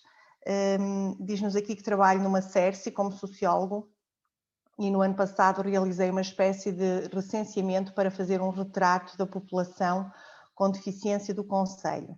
Uma das conclusões que tirei e que me tem preocupado é que 74,3% dos inquiridos não têm atestado de incapacidade multiusos. O que têm que fazer para mudar este panorama? Não sei, é uma questão dirigida à doutora Paula, não sei se a doutora Paula poderá responder a esta questão. Muito obrigada pela questão. Enfim, eu acho que esse é um exemplo, não é, das múltiplas áreas onde nós frequentemente nos surpreendemos, de facto, com a falta de informação que ainda existe sobre matérias relacionadas com a deficiência, e isso é consequência, de facto, da pouca importância que é dada socialmente a esta temática.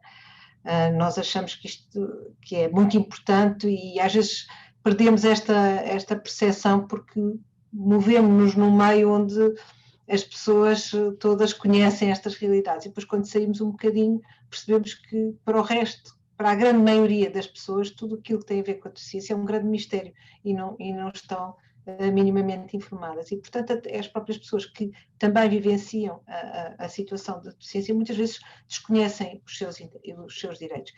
E eu acho que isto interpela-nos a todos e a todas nós, no sentido de que todas e todos temos um papel a desempenhar nesta disseminação de informação, nesta partilha de informação, aproveitando todas as oportunidades, todos os momentos, e certamente as organizações que atuam nestas áreas com outros meios.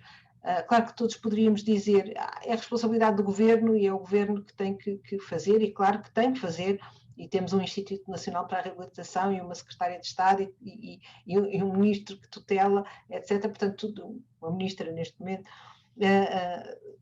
tudo isso é verdade. E há responsabilidades, certamente, em todos esses órgãos de fazer mais por esta divulgação. Mas nós também, nós organizações, nós profissionais, nos diferentes campos, nas diferentes áreas, e nós, cidadãos e cidadãs deste país, temos todos essa responsabilidade. Portanto, quando concluímos num inquérito que 70% das pessoas que teriam direito, porque pressuponho que seja essa a situação, portanto 60% das pessoas que teriam direito a sofrer desse atestado não têm, estamos todos a falhar. Estamos todos a falhar e temos todos que fazer mais, certamente. Muito obrigada pela sua resposta. Tenho aqui agora uma questão para a doutora, duas questões, aliás, para a doutora Rita Bessa. Uma questão que vem por parte da Ana Rego, que pergunta: gostaria de saber como funciona o processo de comprovação da existência de violência psicológica intrafamiliar e quais são as consequências advindas da denúncia no caso de um adulto. Depois refere ainda no caso de violência de adulto para adulto. A segunda questão vem de um participante anónimo que questiona aqui, quando se suspeita de algum tipo de violência, que entidade ou que entidades se deve relatar. Doutora Rita, passo-lhe a palavra. Em relação à primeira questão, que eu percebi é relativamente à violência psicológica. Isso são uma violência psicológica. Sim, sim. Assim, primeiro, depende de que tipo de crime é que seja enquadrado. Não sei se está dentro da violência doméstica, se é outro tipo de crime. Obviamente que assim, eu não atesto, não é? Nós, enquanto associação, não conseguimos atestar, quer dizer, nós acompanhamos as pessoas, não é? As pessoas informam, porque nós não recebemos denúncias. As denúncias têm que ser feitas nas forças de segurança, do Ministério Público. O que nós podemos fazer, não é? Nós recebemos os pedidos de apoio e vamos acompanhando o processo, e se houver necessidade, não é? Se a pessoa, imagina, em causa vítima e quiser de alguma forma apresentar a queixa, nós podemos auxiliar nisso. Ou se for outra pessoa, se se tratar de um crime público, nós podemos também fazer a denúncia e fica automaticamente com o estatuto de vítima. Ou seja, independentemente do crime que seja, nós temos sempre o estatuto de vítima de crime. Agora, relativamente à violência psicológica, depende dentro dessa violência psicológica em que tipo de crime é que eu posso enquadrar. É por aí, não é? E por isso é que depois é dada o estatuto. Acho que foi essa a questão. Não sei se tinha mais alguma... Tinha alguma... Sim, doutora Rita, a segunda questão era para saber efetivamente sim. Sim, quando há algum crime, a quem é que se deve contactar e quais são as entidades a contactar. Sim, para denunciar, não é? Se souber ou se quiser, pode ser qualquer tipo de força de segurança, não é? Ou então também o Ministério, neste caso específico, o Ministério Público. Agora, qualquer associação que trabalhe com vítimas de crime, não é? Neste caso a APAV trabalha com vítimas de crime, se for, imagine, pode entrar em contato connosco, como instituição, pode pedir ajuda e aconselhar o que é que pode fazer, não é? Informar-se acerca dos direitos, nós aí também aconselhamos e informamos também acerca dos direitos e como é que se pode proceder. Ou então, se for, imaginemos outra situação, imagina uma violência doméstica, outro tipo de crime, por exemplo, crime de violência, há outras associações, para além da APAV, que trabalham diretamente com as questões de violência doméstica, mas se for vítima de crime, pode entrar diretamente em contato connosco. Ok, muito obrigada. Tenho aqui uma questão que eu penso que será dirigida à doutora Teresa, que fala numa situação que, relativamente a processos de violência, pergunto se a tendência para medicar, esta medicação, depois foi colocada aqui uma questão novamente, é quando se recorre a uma medicação sem controlo, se constitui uma forma de violentar a pessoa. Esta prática é recorrente em instituições, nomeadamente em lares. Ou seja, a questão é que se efetivamente esta medicação poderá constituir, esta medicação para acalmar ou para tranquilizar, se é considerado uma violência. E também dirigida à doutora Teresa, a Comissão de Prevenção e Tratamento de Situações de Maus Tratos a Pessoas com Deficiências e ou Multideficiências é composta por que entidades e que profissionais? Doutora Teresa, vou-lhe passar a palavra. Ora bem, quanto à primeira questão, é muito pertinente até a parte do controle farmacológico, não é? Mas aqui a nossa instituição, e penso que as outras instituições também partilham desta prática, nós apenas administramos aquilo que é prescrito pelo psiquiatra ou pelo pedopsiquiatra. Existe para casos de utentes que tendem a ser muito agressivos, muito violentos, com eles ou com outros. Existe sim uma medicação em SOS para conter em situações excepcionais. Não é para administrar sempre que reagem com uma maior exaltação, não. Tem a ver com situações nas quais a equipa, identifica a equipa, e com a equipa eu refiro os psicólogos que estão presentes, são eles que tomam essa decisão de administrar um SOS ou não são os colaboradores. E essa medicação é administrada quando o utente não está a conseguir controlar os seus impulsos agressivos, quando já está a pôr em risco a sua própria vida, está a pôr em risco a vida dos restantes, e digo os outros utentes, os outros colaboradores, e daí é necessário administrar um SOS. O SOS que nos é permitido administrar é um comprimido. Nós não temos injetáveis para administrar, como nas enfermarias, até no serviço de psiquiatria. É apenas um calmante para a pessoa conseguir restabelecer o seu equilíbrio, porque a pessoa está em sofrimento, e se continuar naquela crise, naquela descompensação, isso terá mais repercussões para o utente do que a administração do SOS. Quanto à constituição da equipa da comissão, a nossa comissão é constituída por um psicólogo, que terá que ser sempre o responsável por orientar esta comissão, que sou eu neste momento. E é constituído por todos os diretores técnicos de todas as respostas que nós temos e pela diretora executiva também da instituição. Ou seja, existem reuniões nas quais são partilhadas aqui algumas dúvidas de colaboradores, em que cada diretor técnico traz da sua equipa a recolha dessas dúvidas, ou até aqui planos de prevenção de possíveis situações que podem vir a disputar, ou aqui crises muito violentas, fugas. Portanto, existe aqui uma intervenção muito focada na prevenção, e daí haver então o grupo constituído por todos os diretores técnicos, que são os porta-voz de cada resposta social. E, no entanto, eu estou sempre disponível, e a equipa sabe, isso tem sido também verificado, estou sempre disponível para apoiar até na criação de estratégias de cada colaborador a lidar com cada utente específico, não é? Uma estratégia, algumas são gerais, são globais, que podem ajudar em qualquer situação, mas há alguns utentes em que é preciso, sim, nós termos um comportamento muito específico com ele, e isso é facultado a cada colaborador. Doutora Teresa, deixe-me só colocar-lhe aqui mais uma questão que surgiu entretanto, para depois também colocar uma nova questão à doutora Paula Pinto, e depois encerraremos aqui então as questões, que serão mais ou menos 2 a 3 questões por orador. Doutora, aqui uma das questões que lhe é colocada, doutora Teresa, é que quem organiza as formações de que falou na sua apresentação, tanto para os utentes como para os colaboradores, e de que forma é que se pode ter acesso a mais informações sobre estas formações?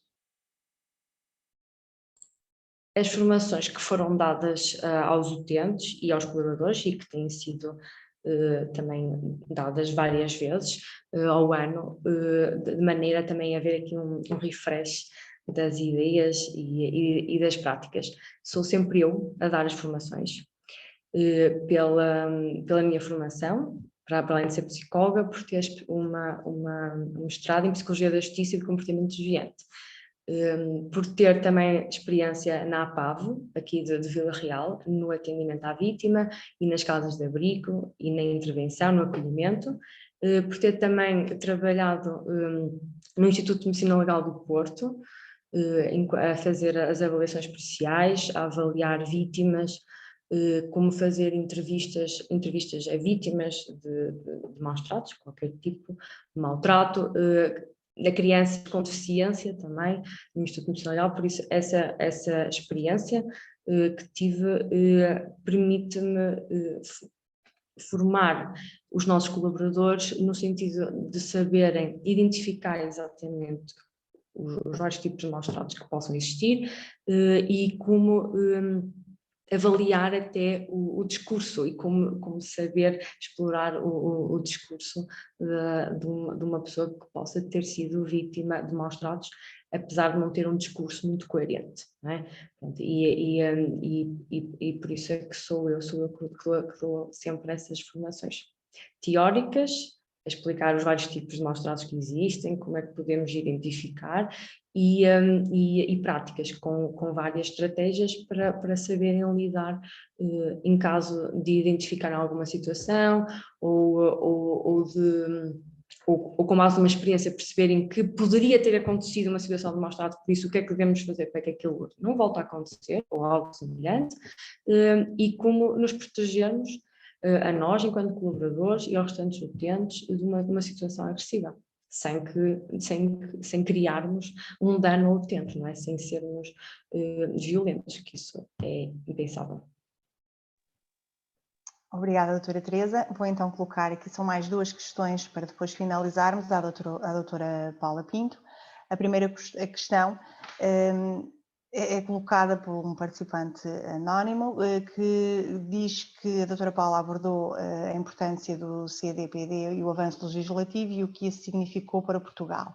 No entanto, o participante coloca a questão de que muitas vezes, ou a maior parte das vezes, não existe uma fiscalização sobre esta legislação e quais são as dificuldades e que de forma é que esta legislação poderá ou deverá ser cumprida e fiscalizada.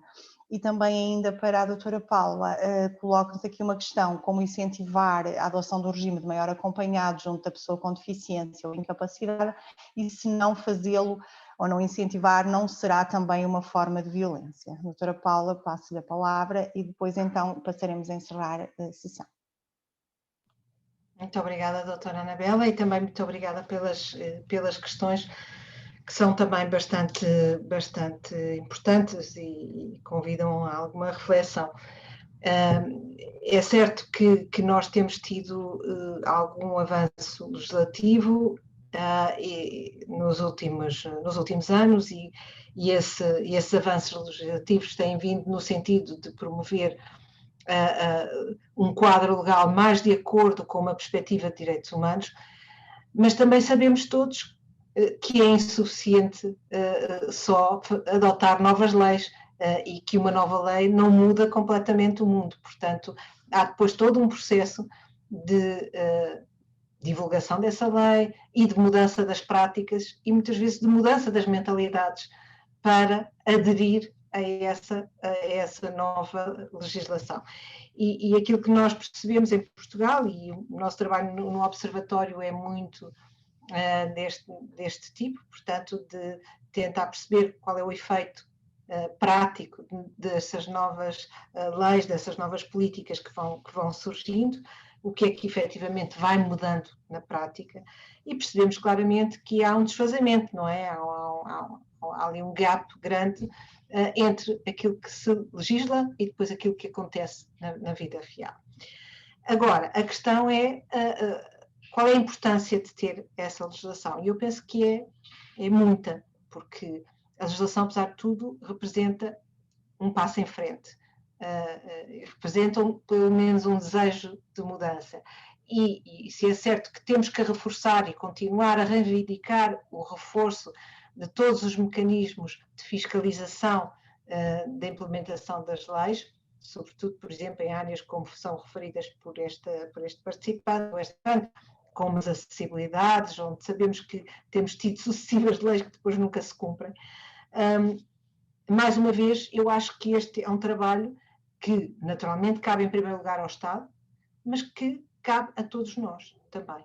E, portanto, eu acho que, enquanto cidadãos e cidadãs, enquanto profissionais que atuamos nesta área, enquanto pessoas investigadores e investigadoras que analisamos estas matérias, o nosso trabalho também de ir levantando estas questões, de ir sinalizando estas discrepâncias entre a lei e a prática, é uma forma de também ajudarmos a visibilizar esses problemas e que aconteça qualquer coisa para os remediar. Portanto, acho que isso é muito importante.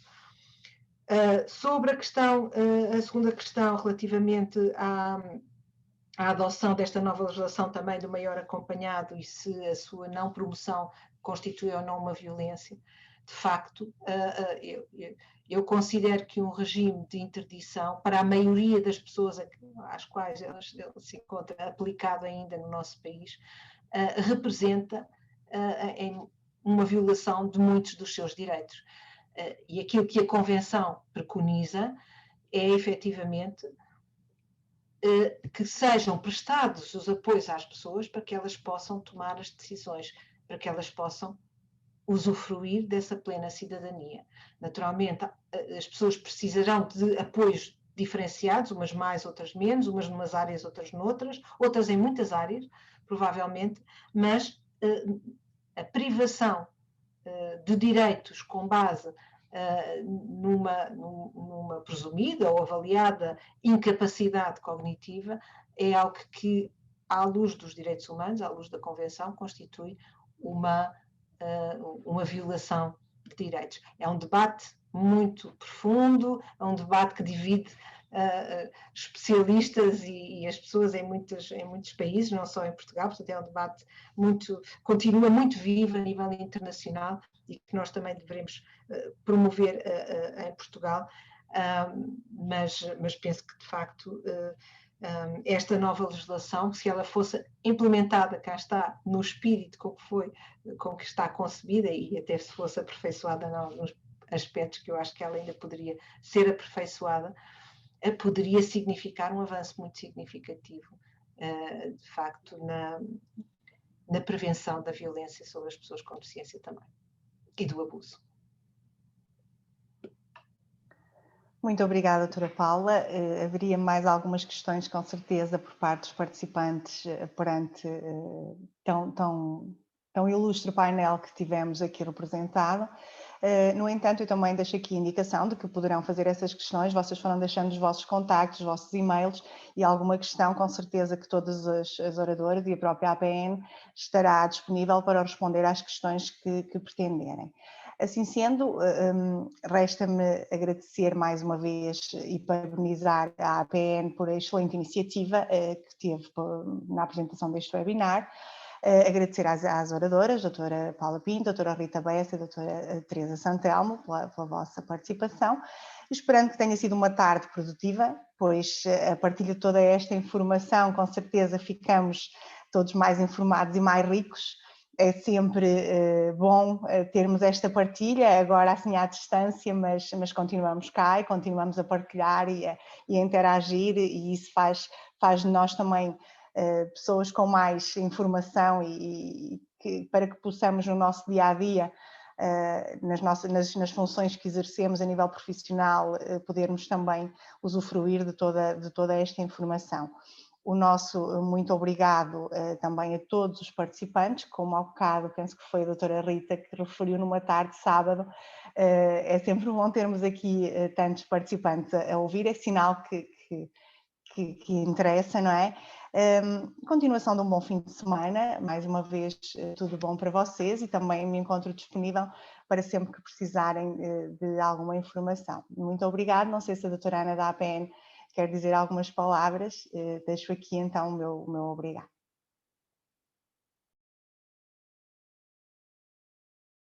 Doutora Ana está com o microfone desligado. Tem razão, eu estava aqui a ouvir atentamente. Eu acho que realmente foi uma tarde bastante produtiva, acho que saímos daqui todos mais ricos e com mais temas para abordar no futuro, por isso conto com a colaboração de todos. E resta-me agradecer a todos os oradores, à doutora Anabela também pela excelente moderação, e cá estaremos para o que for necessário. Uma boa tarde a todos, então. Boa tarde, obrigada. Muito obrigada por tudo. Obrigada. Obrigada a nós, obrigada. Obrigada.